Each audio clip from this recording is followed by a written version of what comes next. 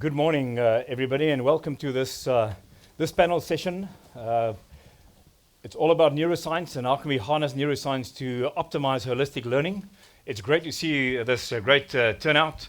I'm pretty sure you know some of the panelists personally, and my name is Etienne van der Walt. I'm the co-founder and CEO of Neurozone from Cape Town.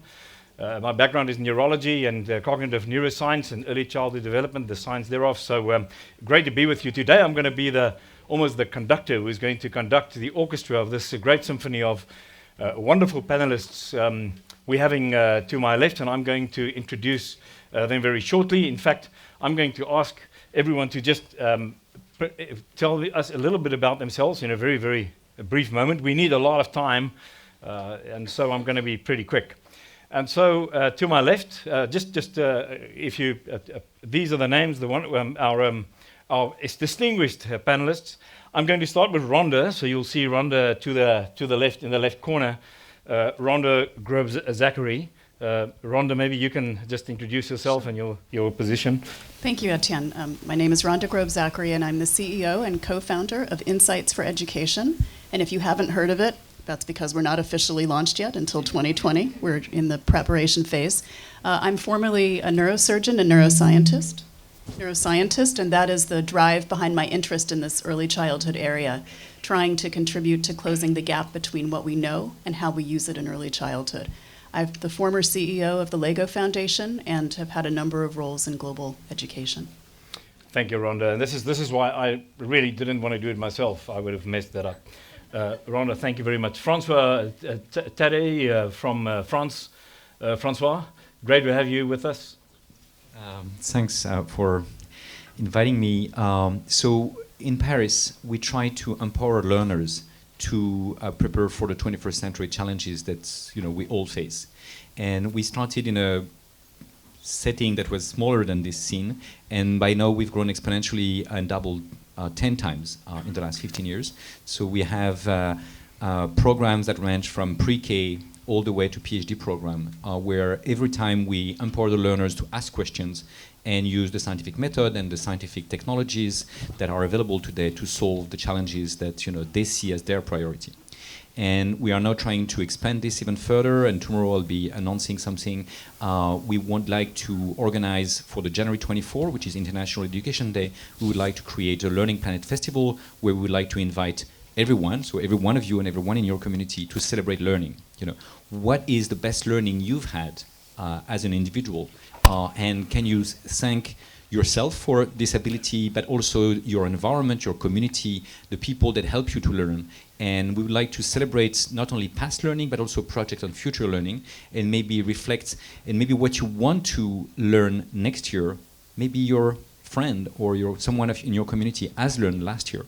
And so you could start building local learning communities embedded within a Learning Planet community. Thank you, Francois. Janet, you are next. Janet Raffner. Hi, I'm Janet. I am the Director of Learning at Science at Home Center for Hybrid Intelligence, and it is in Aarhus, Denmark, located at Aarhus University.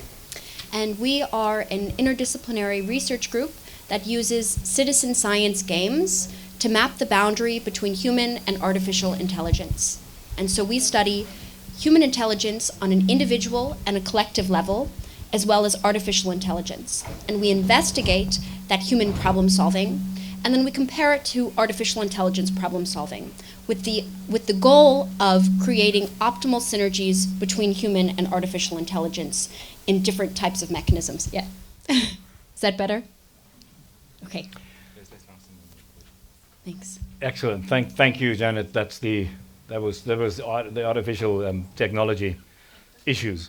We're going to talk quite a bit about this as well in our topics, discuss the idea of the use of technology and AI, and really looking forward to your thoughts on that. Thank you very much. And then Dimitri Christakis at the end. Dimitri, thank you. Thank you. My name is Dimitri Christakis, not to be confused with my brother, who's also here. I'm a pediatrician and epidemiologist by training. I'm a professor of pediatrics at the University of Washington, and I direct the Center for Child Health, Behavior, and Development at Seattle Children's Research Institute, which is a transdisciplinary research center that has about 70 or 80 scientists looking at all aspects of child health. My personal laboratory focuses on birth to 5 and what are actionable strategies that we can do to optimize children's cognitive, social, and emotional development in that time. Both how do we disseminate and scale things that we know work, and how do we develop innovative new ways of promoting early learning. Well, thanks, Dimitri. So we've got a really distinguished panel. We've got, I'm just privileged to be able to learn from all of you today, and hopefully we can say what we need to be saying in the short amount of time that we have. The way we're going to do this is really a big subject, right? So we're going to talk about neuroscience and how we can harness the neuroscience to enhance, optimize learning in the current day, but also for the future, which is basically also now, as you know, in this rapidly evolving world. And the idea is that we will discuss a few topics. I'm going to ask a few questions, but then we're going to become quite spontaneous as we discuss and ensure that we go through certain topics that we believe are really important burning points and quite topical at the moment. We will also have opportunity for the floor to participate, so that will be a bit later. So you can relax. You have only 2 things to do until the participation from the floor. The first thing is you have to actually take part and participate in a poll. And so what you will see there is the WISE poll, and I'm sure, can I just by means of a hand, how many of you have already participated in a poll in a previous session? Quite a few, and I'm sure the rest of you haven't. So let me just take you through this again. You can do this in 2 ways. You either open your app, the WISE app, or alternatively, you will see there is a URL, and there it is, wise.sparkup.live. So please go to it now. You're going to have a few seconds to do that. So either open your app, the WISE app, or go to wise.sparkup.live.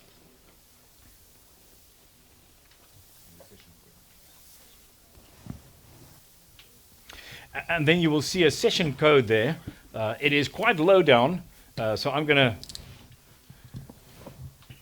we're gonna move around. Rhonda is moving very slowly from side to side, so you can see. Let me read it out to you. These are all caps. So your session code is YIROC.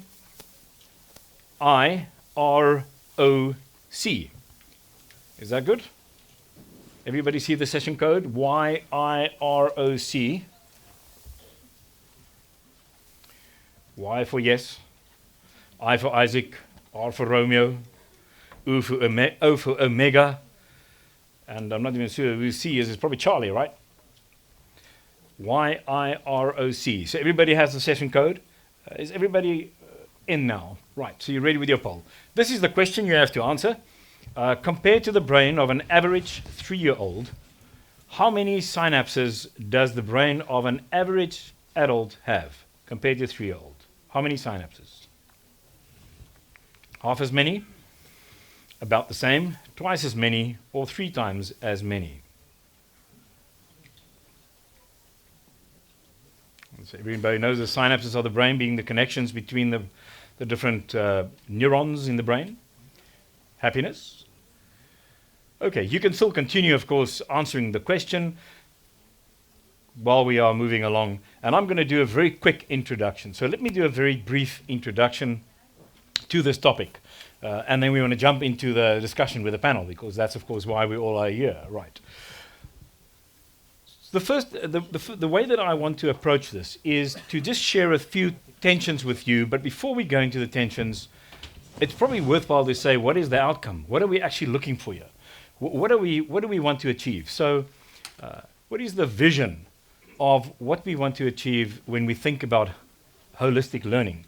And so I'm not going to deviate far away from the current thinking of what we believe a 21st century learner should look like, right? And in many ways, that's the same as a 21st century high-performing individual.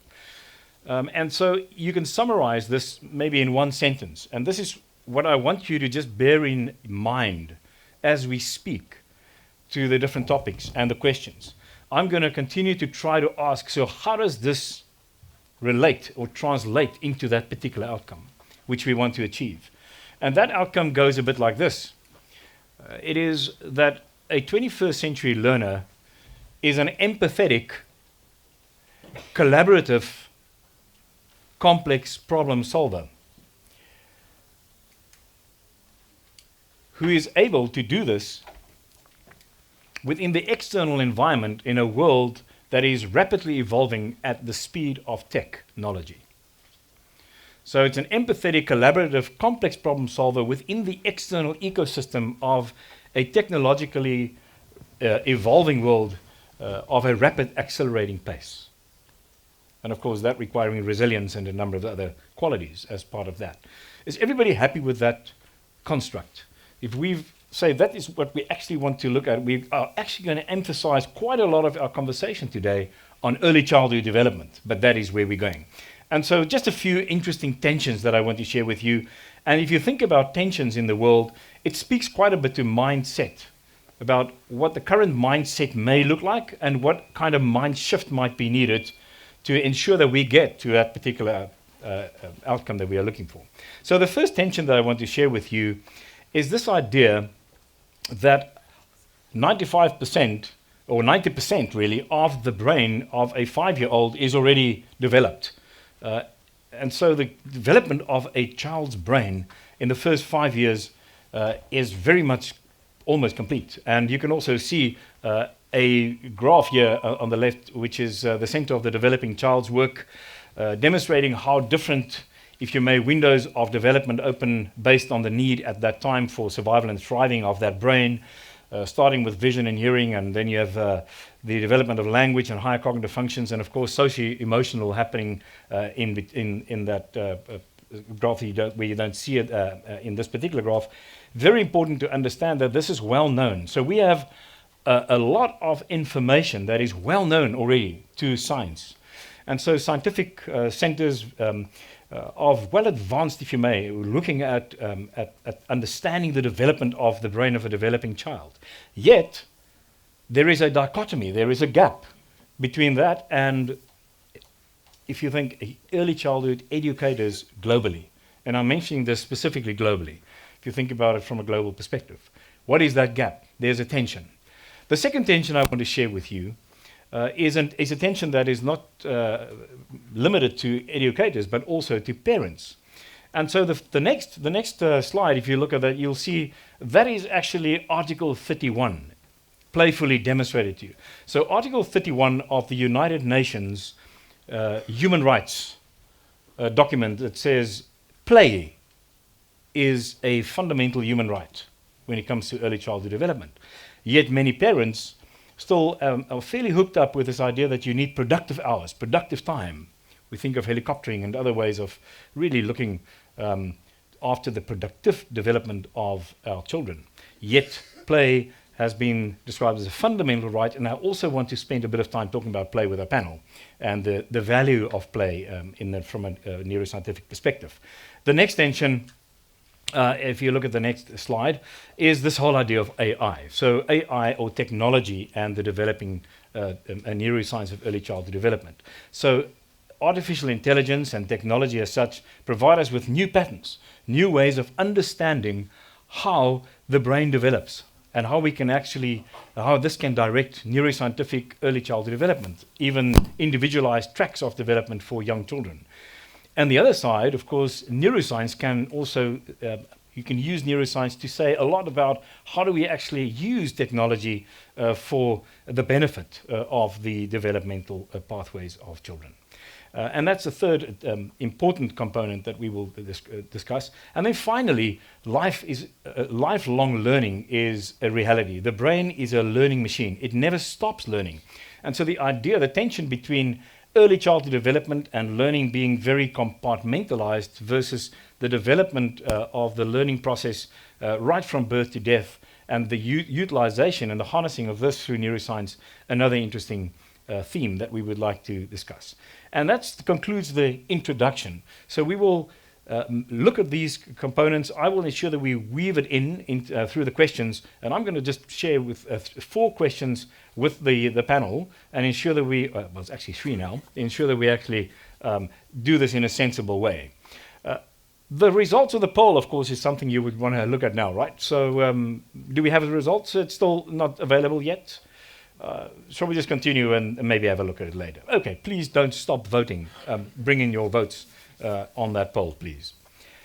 And so let me then move to the first question. And the first question is really quite a broad question that I want to share with the panel. And let's talk about this idea of how we learn and what kind of environments influence learning. What does neuroscience tell us about how we learn in a broader term? And for that, I'm going to ask Francois maybe just to lead us into that discussion, and then we would like to see what happens here, right? So we'll share a spontaneous conversation. So, thanks. We learn by learning, we gain ability to, when faced with the same situation, be able to solve it faster. We don't have to, try trial and errors anymore. We know what's the solution to the problem we are facing. And in fact, fortunately, we've been evolving this ability over millions of years. And so we share that ability with many living creatures. Actually, evolution is itself a learning process. But of course, neurobiology adds new layers to this ability. And when you look at this ability across different species, especially if you look at mammals, especially mammals with large brains, but you can see this also in some birds, for instance. The younger ones have a slow maturation. They are not immediately able to do a lot of things, but what they do very well is they learn and they experiment. And cognitive scientist Alison Gopnik in Berkeley has actually shown we are all born scientists. We're all born able to explore the world, have some hypotheses about the world, test them, and do mistakes and learn from our mistakes. That's the way we've all learned to walk and talk, for instance. Okay, but that ability to explore the world and learn through our exploration is made easier in many of these species with big brains if you can play. And indeed, lots of mammals do play. And we are certainly mammals that do like to play.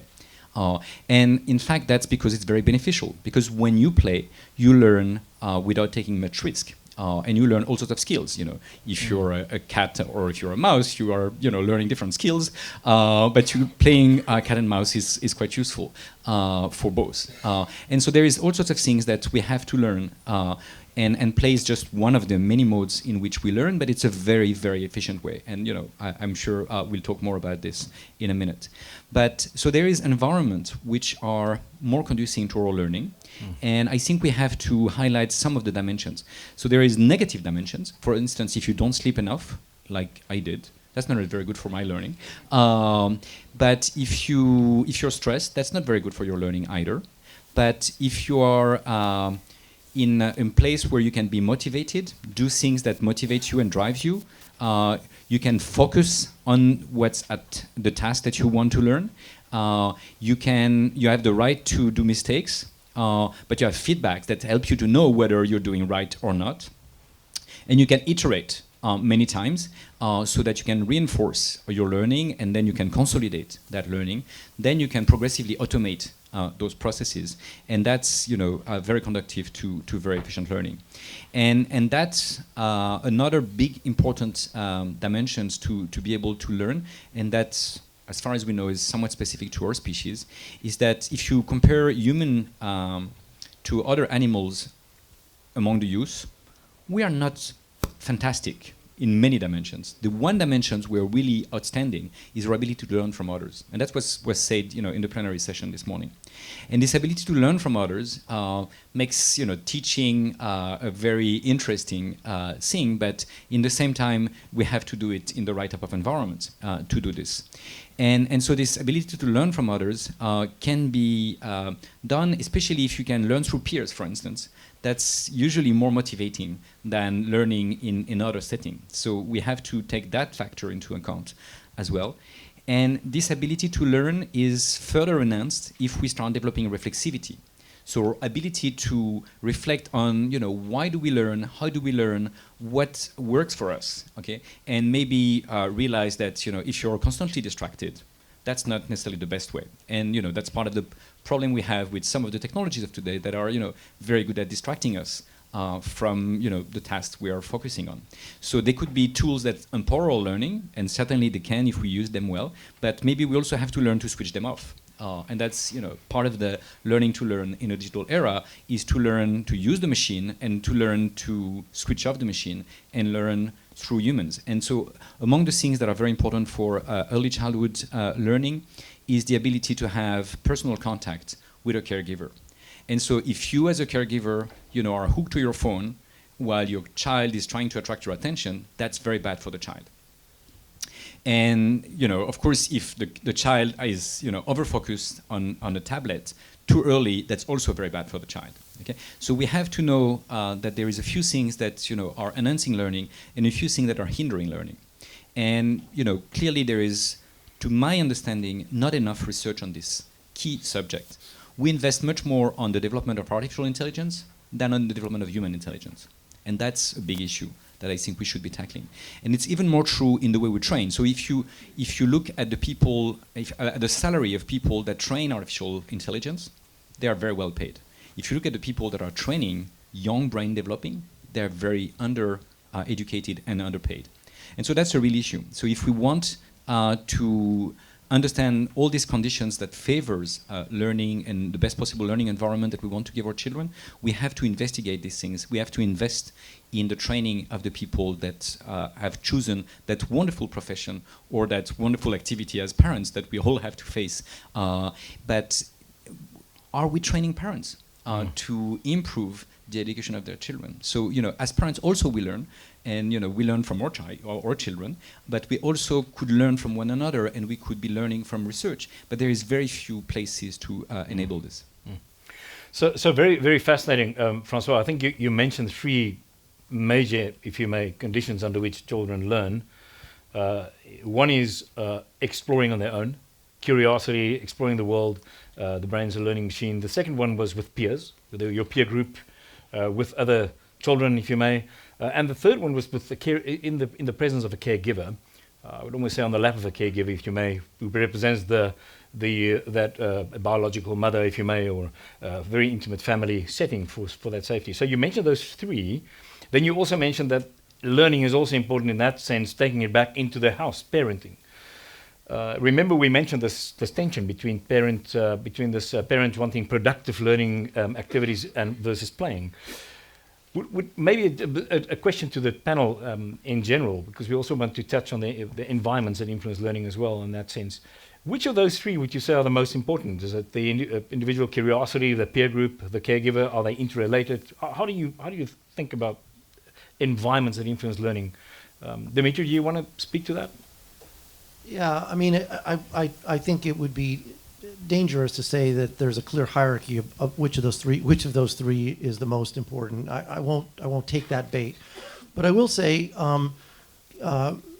dovetailing with what Francois said, that we have evolved over millennia to be learners, and our environments haven't evolved as rapidly as they have in the last 15 to 20 years. And I think we have to be very mindful of that in the early childhood space. So in 1970, the average age at which children watched television, which was the predominant, really the sole media at the time, was 4 years. And today, it's 4 months. And it's not just the age at which children begin watching television or interacting with media. And I should point out that that shift has happened not over the past 40 years. It's really happened over the past 20. It's the amount of time they spend with digital media. So the typical preschool child today spends about 4.5 hours with a screen of some kind. And they're only awake for 12 hours, which really begs the question of what are they missing out on? What are those essential things that we evolved over millennia that are so important to our cognitive, social, and emotional development that are not happening? And to what extent is the screen adequately able to replace those? And to what extent is it displacing them to the detriment of the child? I personally believe that children need laps more than apps. And I think we have to be careful about pushing apps as being more than they really have proven to benefit children. I want to jump in there, and I just want to give a quick comment with regards to technology and with regards to applications. One of the critical issues with regards to real-world experiences versus digital applications, and a digital environment is that often there is an element of a static nature in applications. When you have a child that's playing or interacting with a device, they can only do what the application is prescribed to do. They can only use, for example, if you go into making a PowerPoint, you can only use the eyedropper button to change the color. You can only do that. You can't take out the eyedropper and decide to do something else with it. And in the real world, you have that ability for innovation with the physical devices that you're dealing with. You have that ability to think outside of the box and to creatively play with your tools in a very different way than our current applications are structured. And I think that rather than determining whether or not it's digital or physical environment that's better or worse, it's to assess what the qualities are within each of those environments and to consider how can we bring those additional elements into the digital world to allow for the same types of creativity and collaboration and problem solving. Rhonda? I'll jump in too, and I'll take your bait and I'll raise you one, but I'll change it just a little bit. So I agree that it's not possible to choose one, but if we choose a hierarchy, I think we have seen very clearly that the most critical element for learning is relationship, is attachment. It's critical for forming trust, and a lot of what comes in the other things you offered require that to be established. So I would not say parents only, but human interaction. So, Dimitri, I think that also links up with Rhonda says the lab as opposed to the app. And it makes a lot of sense, right? Although it is very integrated. It's an interrelated process. And is that right? You agree with that, No, I Dimitri? agree. I mean, I want to. I think we're converging, strangely enough, because I didn't think we would. But I think for me, like the potential promise of these interactive technologies, just as you were saying, is being very mindful of how they structure the childhood experience. So, as an example, the part of me that's bullish on them is the extent to which they can be used to create scaffolding opportunities for parents and children to interact in meaningful ways. I think that's a possibility. That's not the way most of these things are being deployed. They are being deployed in ways that are supposed to basically, for lack of a better trope, babysit children and theoretically teach them. They're really designed to give a child an app to occupy them and to walk away. And we did studies 15 years ago where we did time diaries on how young children spend their time. And what we found was that the typical 2-year-old will spend with his or her favorite toy, whether it's blocks or books or trucks or dolls, they'll spend 20 to 30 minutes a day. They will spend hours on an app or on an iPad, I should say, with different apps. That alone tells you something, right? It tells you there's something very, very different about this experience, that it is alluring, engaging in a way that is unlike anything we've ever seen. Because keep in mind, these traditional toys, the ones I mentioned, really are just recapitulations of what the toys that children have played with for millennia, whether it was rocks and sticks, things that parents made for them. But there's something very different about this experience. And I don't, as much as I sound cynical, I think we have to recognize that there is a potential upside for it, but it's by no means proven. And they can, at their worst, just be time sinks because children will so happily spend time with them. Can I ask a question on that for a second? You mentioned scaffolding, talking about the way that the brain builds upon itself, building the scaffolds initially for the building, those fundamental blocks for the building of the brain, which eventually gives us eventually give us the opportunity and the capacity for complex problem solving. Is it right to say that the idea of flashcards in the old days, now I want to say old days because that was about a few years ago, right? It's still used somewhere to demonstrate how great my child is. My child can read because, hey, they can say apple when I show them A. The flashcard system being very, of course, scrutinized if you think about scaffold development and development of capacities that are way deeper foundationally. Is there something in that when you think about use of app? Because, yeah, technology is important, right? At some point, a child will have to be able to enter the digital world and really be able to navigate themselves in that world. There must be a point where this is really sensible. And the question is this a bit like the flashcard system where we actually get rid of the scaffolding, but actually we're doing the right thing at the wrong time? Could that be an analogy? Well, so yes, I think one of the seminal questions I'm asked all the time is, at what age should we introduce technology, and don't we need to make our children adept at iPads today so that they will be ready for the digital world in the future? I might point out that Steve Jobs and Mark Zuckerberg grew up with flashcards and not with apps or any and they obviously went on to be very successful in that space. And I might also point out that they also are raising their children without the use of digital technology. Both of them are not particularly sanguine on the early use of technology in young children. The adaptability of the children's mind is such that, and the intuitiveness of these technologies is such that I think children can certainly pick them up later. And it's not essential that they start them early in order to be successful. I do think, though, with your analogy to the flashcards, I mean, I think the challenge that I face, and I face this more as a parent because I'm not an educational researcher. I think pedagogy does have to fundamentally change. I learned all the state capitals in the United States, for example. I learned that because it was considered to be essential kind of, tongue-tip knowledge. Because if someone asked you a state capital back then, you'd have to go to the library to look it up, right? I mean, it was not an easy solution to that. We carry these solutions in our pocket now. I can see why it doesn't make sense to make those, to memorize tons of facts if you're a kid today. But what I struggle with is the discipline that creates. I don't want us to lose that. I think that the focus, the only thing that memorizing capitals taught me today, the only useful skill I acquired from that when I reflect on my own children's learning, is actually the discipline to sit down and learn something that was profoundly boring, stupid, and seemed to have no applicability. And that skill I still deploy today. Persistence. Persistence, right.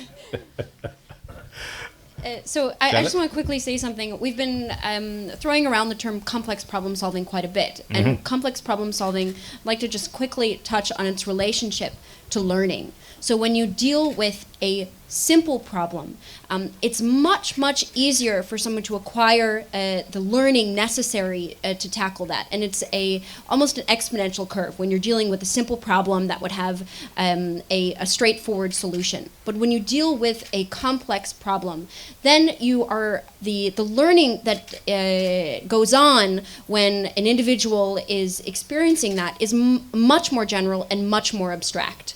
And so the technologies that we are using today are typically focused on dealing with those simple problems. They are dealing with learning a skill very simplistically. For example, learning about fractions. There are lots of games that are to deal with learning the basis of these knowledge. But they don't allow for the breadth and complexity to acquire a general abstract type of learning.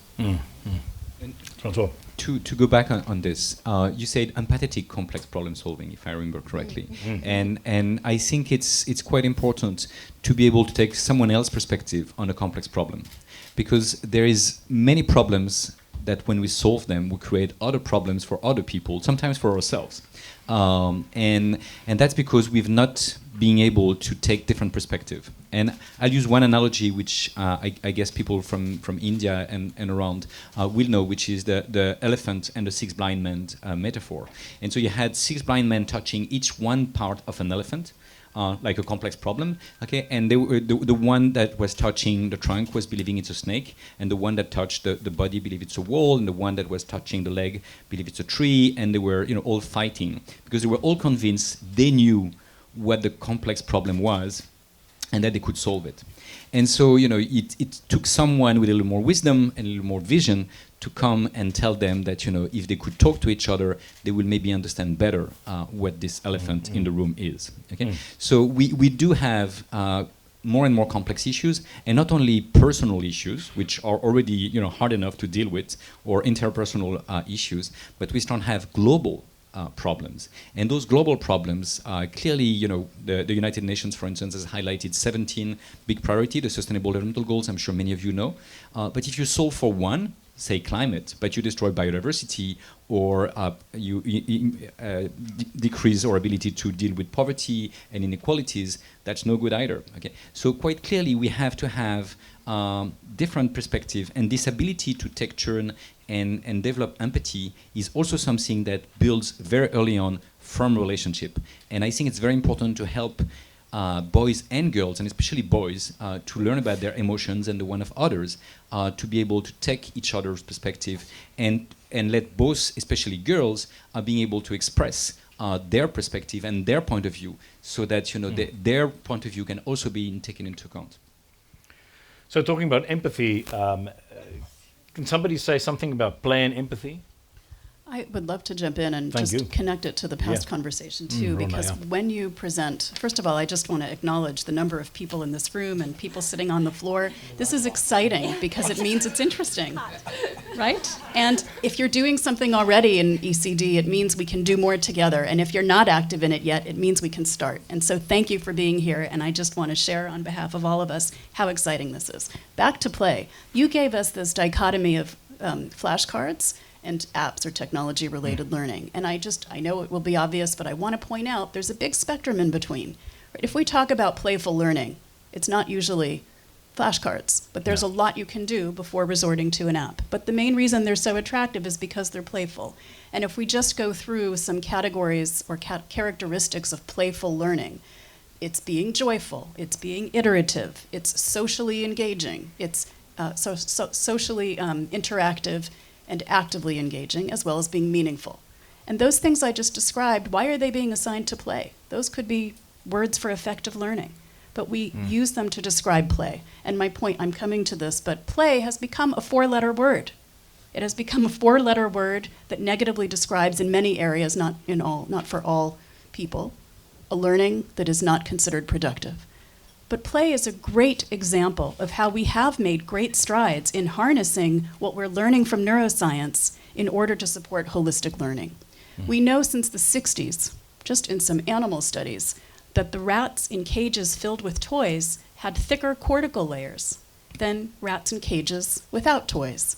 And on further examination, they saw that the synapses, there were many, many more synapses in those rats that had the enriched cages, connections.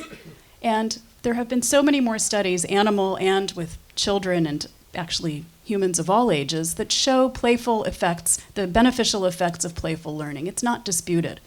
But what has really moved in the last decade is going from what, so we know play is important, but how it is implemented. How can it be harnessed in the classroom? And a number of groups have been very important in this, from academia to philanthropy, to governments, to implementing organizations and NGOs, and of course schools and teacher organizations. There has been a movement, a resurgence. It's not new knowledge, but something has changed. Oops, thank you. And what, can just leave them here, we don't need that. We're doing spontaneous today. Playful. I'd like to spend for a exactly, playful, just a moment on why. Why is play a good example of how we're closing this gap? Because we have a huge gap across other areas of learning and across age groups. Play, I would argue to you that we are successful for a few reasons. In general, science is not translated into practice effectively in education, not the way it is in health, and that is not okay. It is a matter of equity and fairness that we stop wasting funds in ineffective initiatives and institutions, and we accelerate the spread of good practices to improve access and outcomes for all. Play has started to break this barrier, and if we look carefully why, we see that in play we have built some bridges between science and practice. Normally, science does not speak for itself, but in play there has been a rising of people who are professionally committed to translating what is coming out of play science. Also, there is a bridge to policy. There are people who are speaking and working with the policy world in general, not only politicians, to help develop policy and also translate that into something actionable. And then, of course, on the practice side, this bridge has really been strengthened across where there is so much resource, attention, and passion because we know that ECD without play is not quality. We know that. And so coming back to that point, that explains a bit about why play is important in ECD and also how it's an important example of harnessing neuroscience, not for the sake of science, but for the sake of equity. Thank you, Rhonda. To jump on, Francois. on this and to you, and I'm sure you will have more to add to this. What Janet was telling us is that, the problem of apps is that they are over-determined, and you cannot hack them and play with them in different ways. You cannot, and that's the difference between the video games, which could be, video games And have the been... ones that you can require a great level of expertise. Yes. That's the issue. And so for the young ones, it just doesn't fit. And so, neuroscience has been used to optimize learning in video games, but that's not holistic learning, okay, which is the title of the session. Okay, so you could optimize under local constraints some things, and video games try to maximize how much time you spend there, and eventually how much you learn in order to pass from level to level. Okay? But the ability to have truly holistic learning is much more playful, is much more the ability to hack objects and interactions. And for instance, if you play a game with other children, you can change the rules. And you could, learn about, what about rules definition? Should we respect the rules or not? And that's a very interesting debate that will help you to develop as a citizen, as a democratic country, and so on. Okay, and that's very important things which you are not going to learn from a video game because you are not able to hack the rules there. It's not just it's the other thing that you learn through play with other humans is, as you alluded to, empathy, sharing, creating your own rules. None of that lends itself very well. Apps don't lend themselves typically very well to that. And Rhonda, I want to reiterate a point you made, though, because it's great to hear you champion play like you are. But I think in the early childhood space, it is really under siege.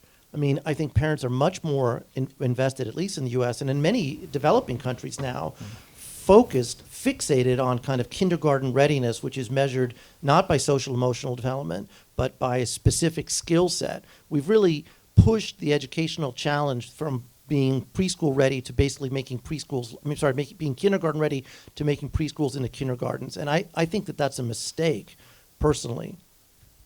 And I think going back to some of the initial discussion about why we're discussing this for early childhood development is that many of these skills that we're talking about for the future workforce, for being able to be adaptable in the age of technology, when you don't know how you need to change for an improved job or a new type of livelihood, these skills you learn at such a young age, and it's much easier to teach them and cultivate them at a young age. And we're getting into a situation where, because we're not addressing it at that time in someone's life, then it's so much harder to teach it, to unlearn and to relearn it when you are an adult.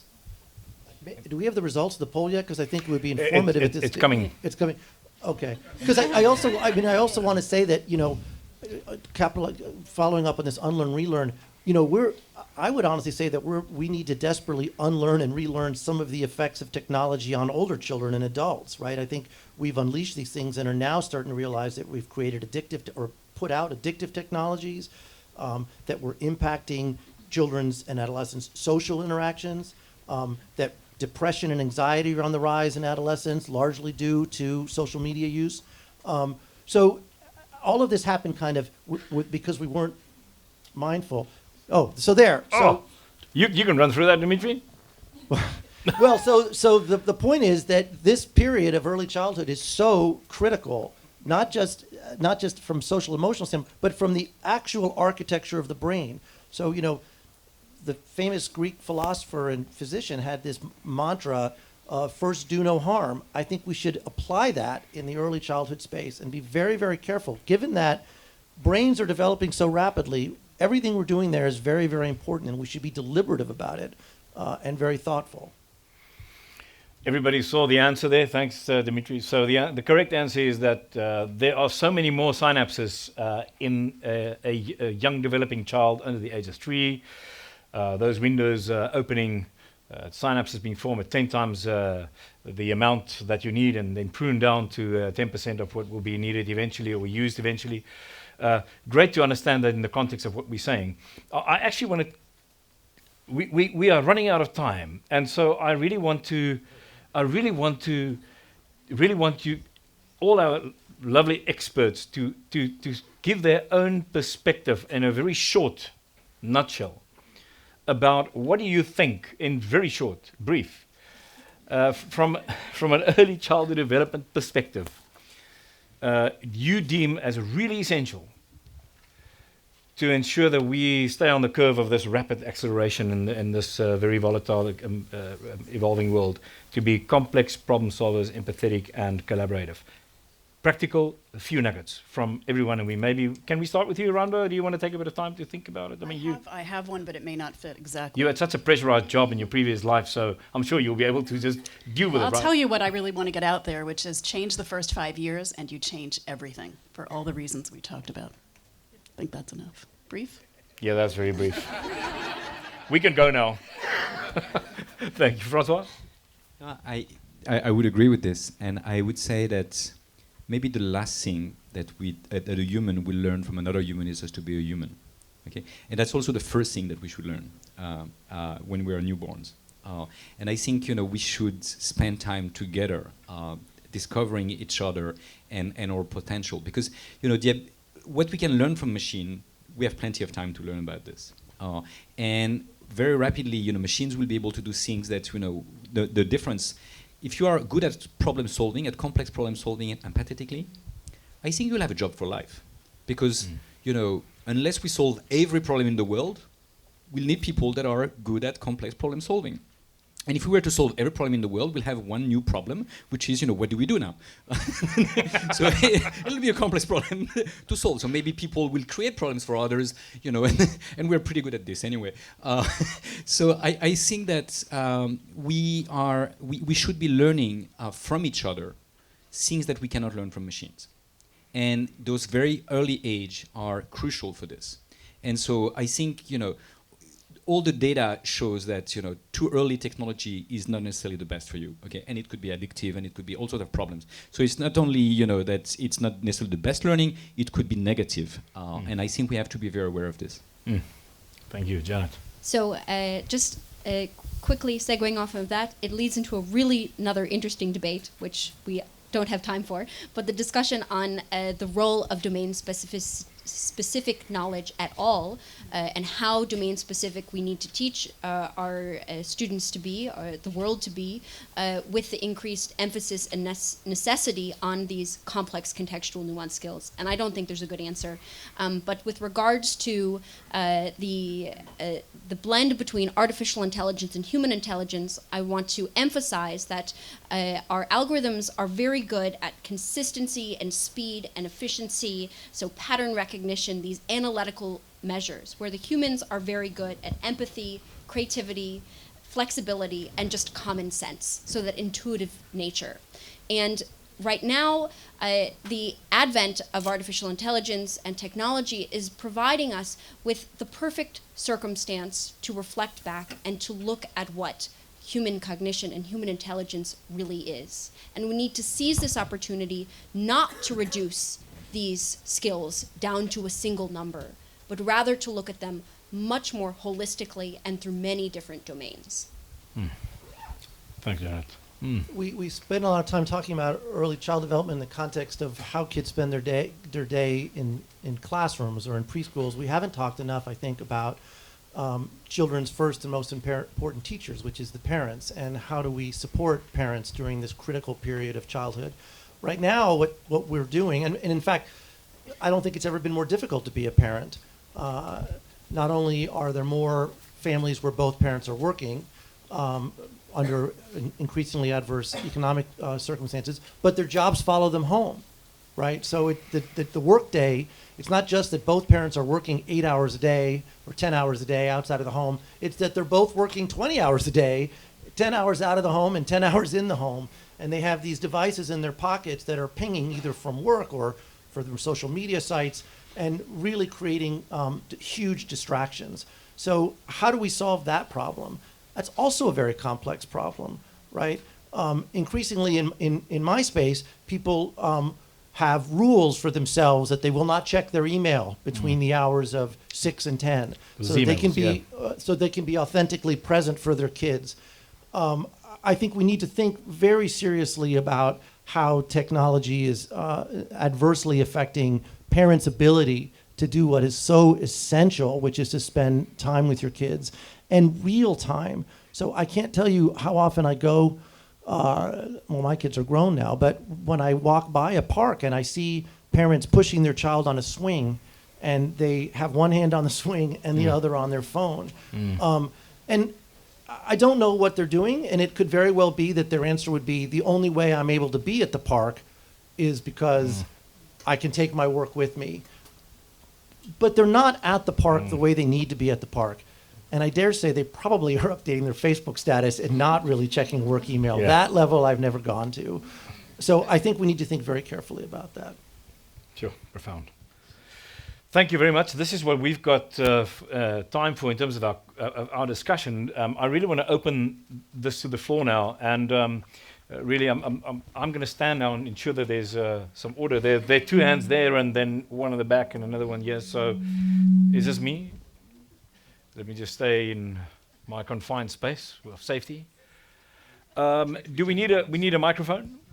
There it is. Oh, do you want to just fire without it? I think it's field better with the We are live streaming, so we would love to use the microphone. We're starting in the front here, and then in the back, and then to the right, and then the far left. Please just raise your hands again when we're done, so we can actually see. Thank you. Thank you all very much. I have a question for Dr. Rhonda. I'm actually certified in Lego Serious Play. So I try to bring people, adults, to play more in Doha. I do that for training and organizations and whatnot. You'll focus more on the early child education. What do you think is the role of play for adults and organizations in ways that we ourselves have better understanding of play, and that can also affect how we treat children on all ages? Thank you. Let's do this, yes. We'll take a few questions, and hopefully, and I'll address it to different individuals in the panel. So Rhonda's going to keep that one. Then there's another question to the left there, and in the back, and to the right.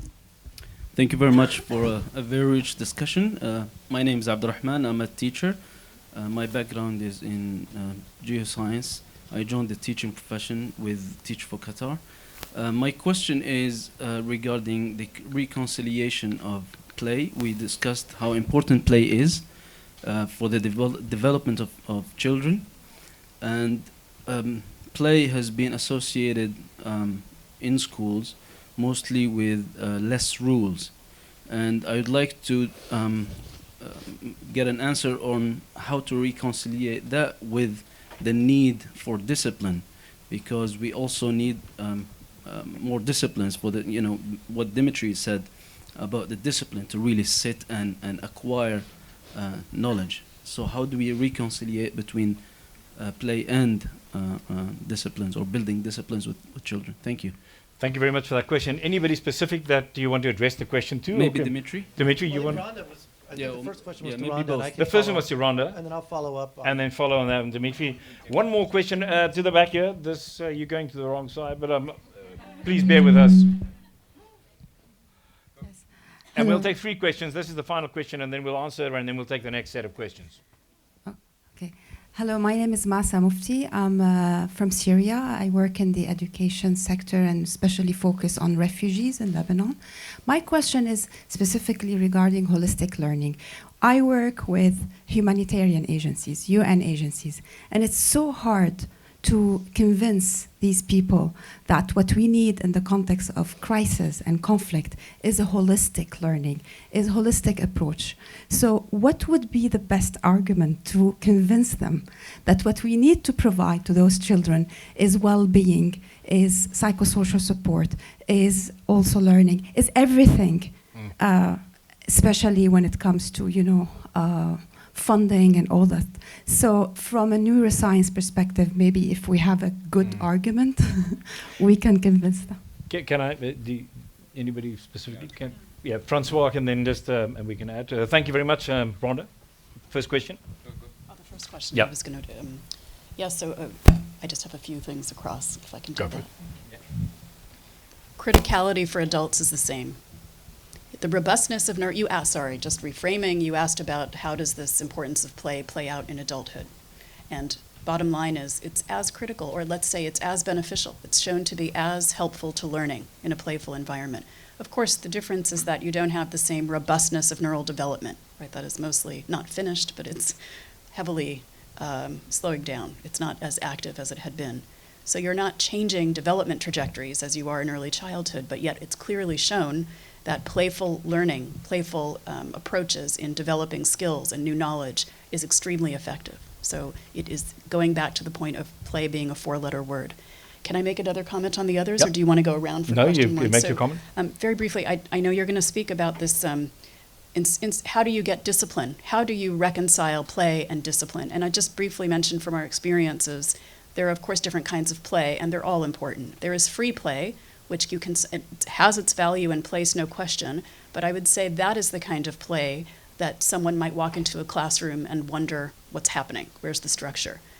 But what is often, I think some of the play we talk about as a vehicle for learning is guided play, structured play, where teachers and school leaders need to be trained in a different way of disciplining, not in standing at the front of the room and having the same kind of control. It does require some changes, and they need to be supported for that, but a kind of guidance and a way of structuring the right amount of guidance, scaffolding, and the right amount of distance, but also having a goal for the children in mind, that there's something they're working towards together, but in their own way. I know Francois will speak about that. Finally, towards the refugee piece, thank you for that question. We didn't speak today at all about soft skills versus hard skills. We hate that distinction, but we're using it here since time is short. And also toxic stress. So you are raising, why are soft skills important, and who should care and why? And you're exactly giving us the opportunity, thank you, to explain that soft skills, for those who don't know, are as critical, if not more important, in helping children to lay the foundation for developing hard skills. We know that soft skills strengthen the development of hard skills, but not vice versa. And some of those soft skills, not all of them, predict life and livelihood outcome. For example, things related to executive function, more so than your ability to read in preschool. I'm not saying that literacy is not important, but I'm saying there is a lack of understanding about how certain critical soft skills enhance lifelong learning. And finally, the idea of psychosocial support being a luxury. This is the last critical point for you. There is this misconception that it's either or. If we give time for soft skills, we're taking away time for critical academic learning. And that is also an unnecessary comparison.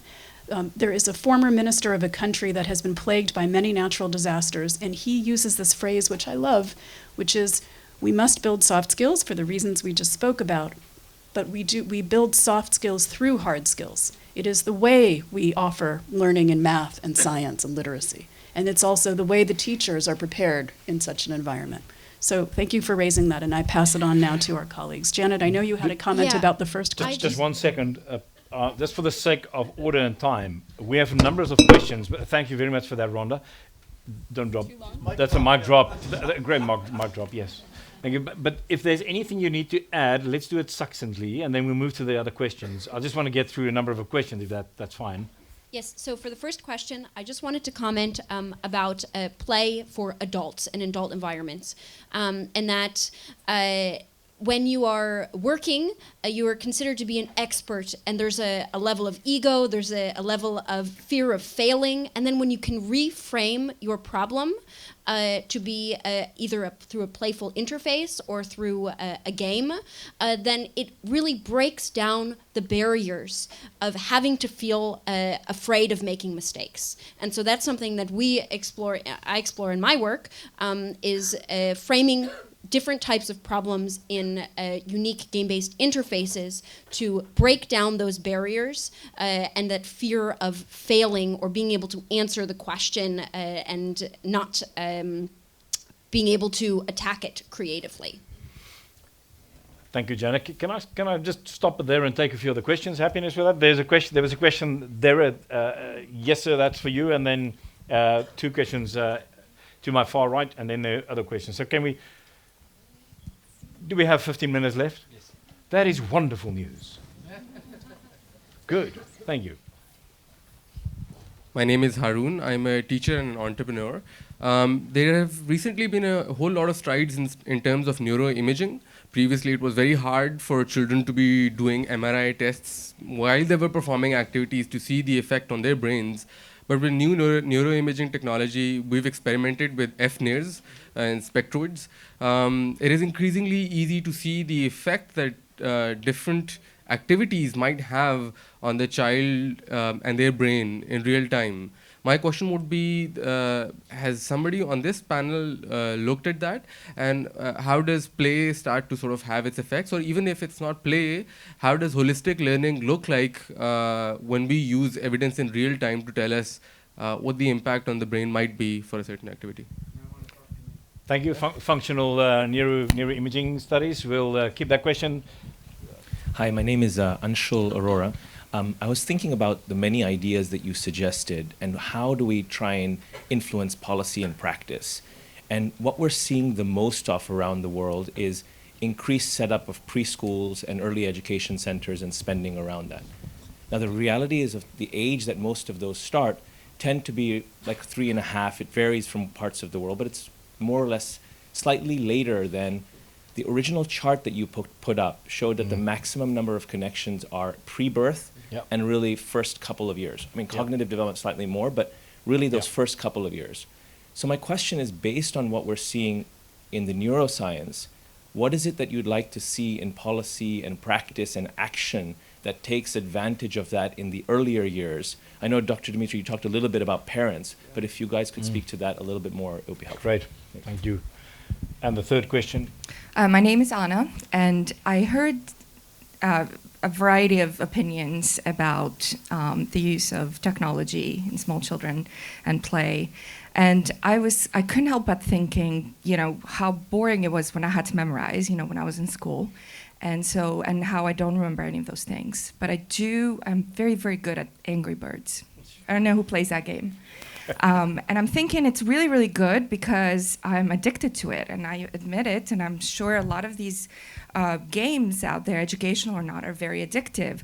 And can we use some of that to make learning and play addictive? Because think about in education, what you're doing right now is you're starting from an A, and then every time you make a mistake, your score gets lower. But in gaming, you start from 0, and you keep, through resilience and through productive failure, you keep going high, and you keep learning, and you just keep going higher and higher. And so how can we use that in education or in early education? Is that even possible? Or this is maybe for Janet and for Dimitri to kind of let us know. Well, it could be yes or no, but maybe there's a middle way. Maybe we could create some games to disrupt that. Right, thank you. Let's take the neuroimaging first. Is that okay, Dimitri? Sure. Let the unconscious simmer a bit on that one. Who's going to do the neuroimaging? Anybody want to jump on that? It's the question about the functional neuroimaging, right? I don't do it. People in my center do it, particularly with kids with autism. You're right that it is, the technologies are quite cool and do make it possible to do real-time neuroimaging functionally. I'll say that, just to be a little bit cynical about it, we tend to fetishize even in that space technology, because at the end of the day, like, the areas of the brain that light up are fascinating, but what we really want to know is, what does that really mean? And how does that really impact what happens to a child? So I don't do those studies. I'm familiar with them. I'm an editor of a journal. We publish some of them. But I always ask myself, at the end of the day, not what parts of the brain light up, but what does the kid do as a result of that? But I wanted to comment on the other two, which are much more in my space.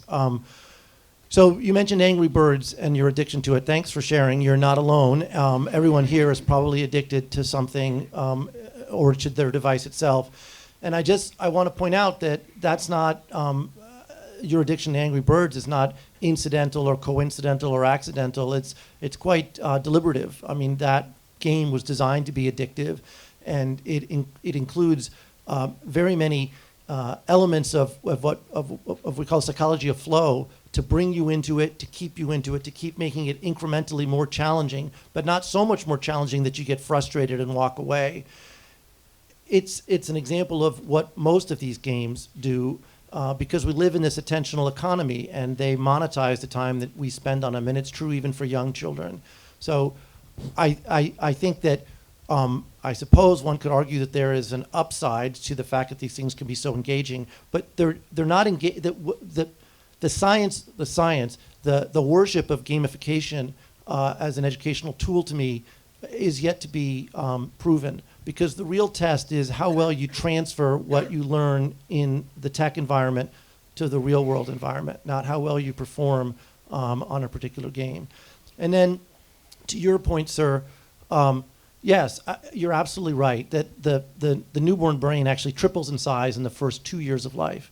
So that's the most critical period of the critical 5 years from my perspective, are those first 2 years. So what's the solution? Well, there are many different approaches. Some countries have very progressive family leave policies that allow parents to be home with their kids for extended periods. That's resource intense, and to be quite candid, I think it comes at some societal cost, particularly for the women who choose to take off a year of life, or a year with each child in terms of their own professional advancement. So that's one solution. I think universal high quality preschool starting at a younger age is another one. Now the really interesting thing is those first 2 years of life are the most critical, and they're the most expensive, right? Because you need the smallest ratios, right? I mean, in the way we've evolved, of course, you would have 1 or 2 caregivers per child. In a typical high quality infant room, you have 3 to 4 infants per caregiver. And the truth is, to talk about what you were saying at the very beginning, early childhood is more expensive from an educational standpoint than college for many families, and it needs to be more expensive because we underpay those teachers. They don't make nearly enough money for how important their job is, and yet it's so expensive to provide high quality care. So we need to improve the quality of care that's provided. We need to put more resource into it, and we need to support parents in that important job. And this is where I'll come back to the Angry Birds thing. I do think, just so I can say something positive, we've done studies now using apps, not apps that we've developed, that try to push out education, that push out real-time short educational videos for parents about how to engage their child based on their age. So what we're trying to do is, if you will, capitalize on the fact that there are these distracted parents that are looking at their phone, and up pops a video that tells them, here's a great way to play with your 6-month-old, because we know you have a 6-month-old. Here's a great way to shop with your child in a grocery store and keep them engaged in what you're doing. And our preliminary studies showed that it actually improved children's language development. So I think there are ways we can use technology, short of Angry Birds, to improve parenting. Just 2 more remarks. Rhonda, you would just add, and then Yes, Francois? 2 brief concrete responses. First to Anshul, I think one concrete example of something that hits the gaps in this early phase is, for example, the recently developed policy for South Africa, the national curricula from 0 to 4, which includes maternal health, includes training and support for parents, and is cross-sectoral, meaning multiple ministries were involved in that policy, as well as private sector and other actors. I think that's a great example, but also they have tackled implementation. I'm not saying it's finished by a long shot, but they have an implementation support that really empowers the leadership and connects the dots between ministries. I think that's something to look at as a positive example.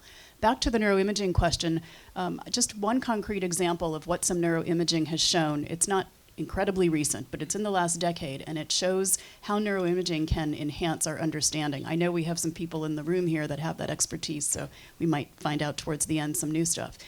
A few years ago, so everyone is aware of the vocabulary explosion in young children. Between 18 and 24 months, they start shooting out words left and right. We all are aware of this. That's not new to us. We learned recently how this happens neurologically. You may also know there is an area for the brain for receiving language, hearing it, and there's another area for producing it. They're not the same. And what we saw through neuroimaging is that in the first 6 months even, especially in the second 6 months, ages 6 to 12 months, but in that first year is the main point, you can see the part that is supposed to be hearing language, of course, light up when they hear words. And you start to see slowly and increasingly the speaking area light up when you say a word.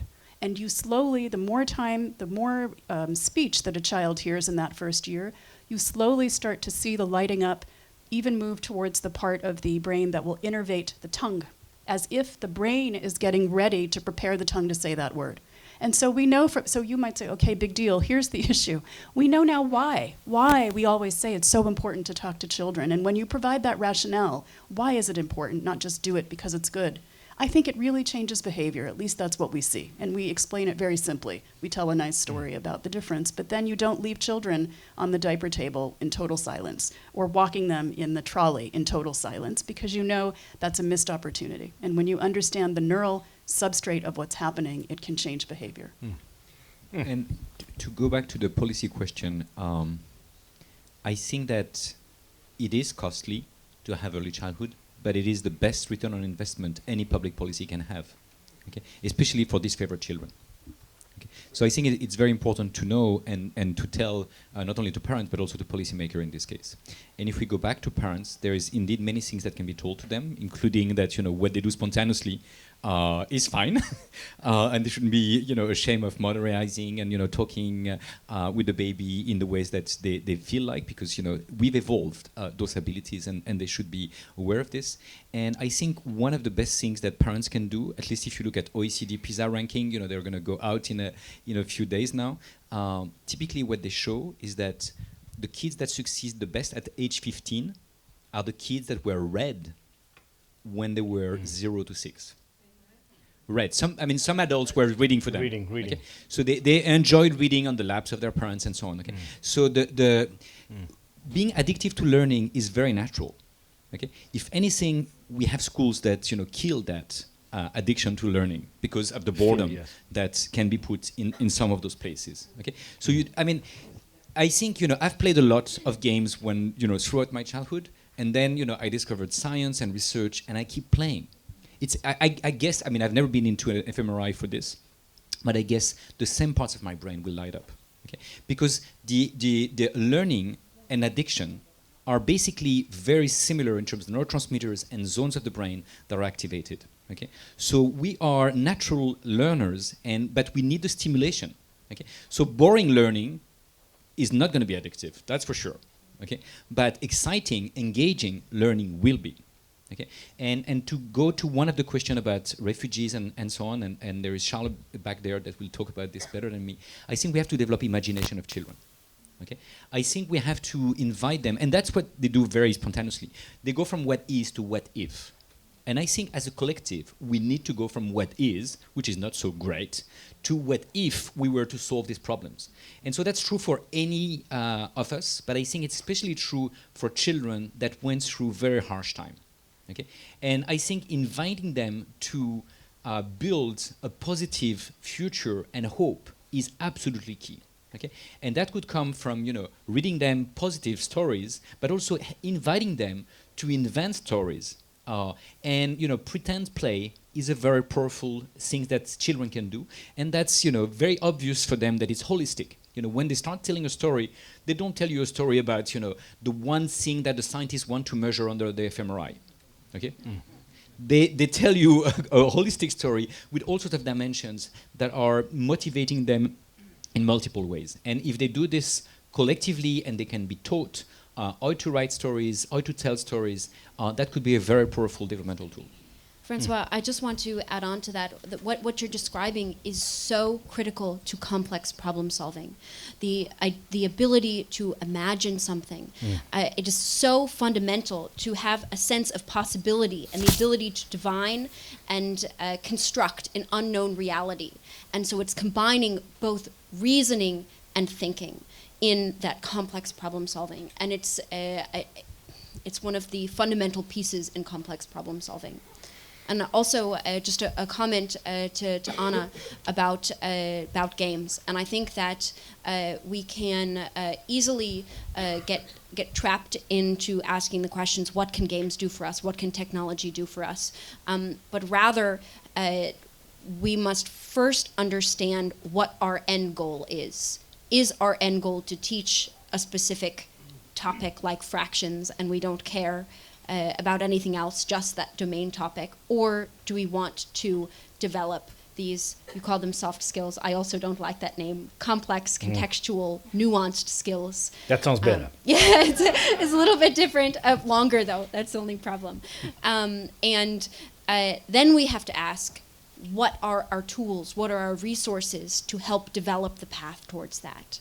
And those tools and resources, not only to develop them, but to more deeply understand what they are.